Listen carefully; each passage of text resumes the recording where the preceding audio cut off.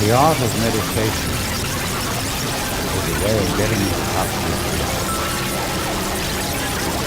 And the reason for it is that most civilized people are out of touch with reality because they confuse the world as it is with the world as they think about it, talk about it, and describe it. For on the one hand, there is the real world, and on the other, a whole system of symbols about that world which we have in our minds. These are very, very useful symbols. All civilization depends on them. But like all good things, they have their disadvantages. And the principal disadvantage of symbols is that we confuse them with reality, just as we confuse money with actual wealth. And our names about ourselves, our ideas of ourselves, our images of ourselves with ourselves. Now, of course, reality, from a philosopher's point of view, is a dangerous word.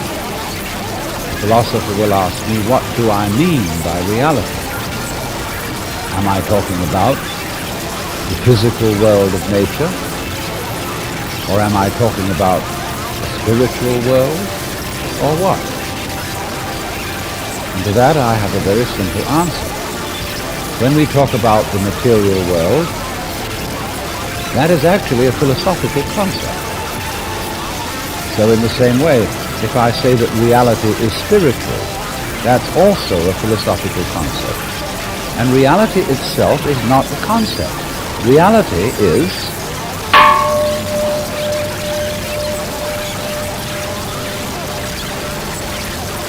and we won't give it a name. Now it's amazing what doesn't exist in the real world. For example, in the real world, there aren't any things, nor are there any events. That doesn't mean to say that the real world is a perfectly featureless blank. It means that it is a marvelous system of wiggles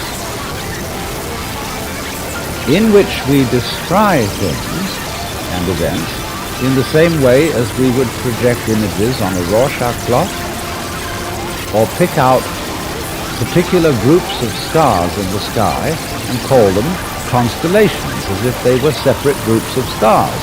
Well, they're groups of stars in the mind's eye, in our system of concepts. They are not out there as constellations, already grouped in the sky. So in the same way, the difference between myself and all the rest of the universe is nothing more than an idea. It is not a real difference. And meditation is the way in which we come to feel our basic inseparability from the whole universe. And what that requires is that we shut up. That is to say, that we become imperially silent and cease from the interminable chatter that goes on inside our skulls. Because you see, most of us think compulsively all the time. That is to say, we talk to ourselves. I remember when I was a boy, we had a common saying, talking to yourself is the first sign of madness. Now, obviously, if I talk all the time, I don't hear what anyone else has to say. And so in exactly the same way, if I think all the time, that is to say, if I talk to myself all the time, I don't have anything to think about except thoughts. And therefore I'm living entirely in the world of sin, and am never in relationship with reality. All right, now that's the first basic reason for meditation. But there is another sense, and this is going to be a little bit more difficult to understand, why we could say that meditation doesn't have a reason. or doesn't have a purpose. And in this respect, it's unlike almost all other things that we do, except perhaps making music and dancing. Because when we make music, we don't do it in order to reach a certain point, such as the end of the composition. If that were the purpose of music, to get to the end of the piece, then obviously the fastest players would be the best.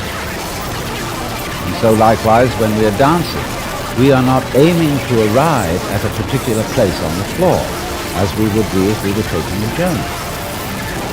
When we dance, the journey itself is the point. When we play music, the playing itself is the point. And exactly the same thing is true in meditation. Meditation is the discovery that the point of life is always arrived at in the immediate moment. And therefore, if you meditate for an ulterior motive, that is to say, to improve your mind, to improve your character, to be more efficient in life, you've got your eye on the future and you are not meditating.